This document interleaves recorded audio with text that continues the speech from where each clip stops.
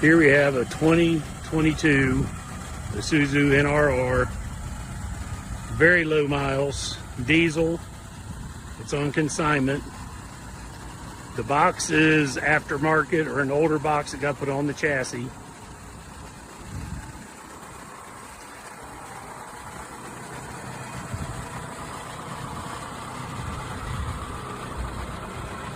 It is a step bumper with a ramp. Very clean inside the box.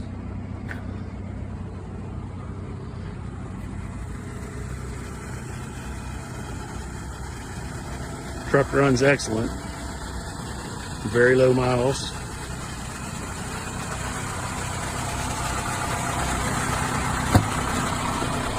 As you can see, very clean inside, very well taken care of. The guy that owned it or owns it, he put towels on the seat from brand new.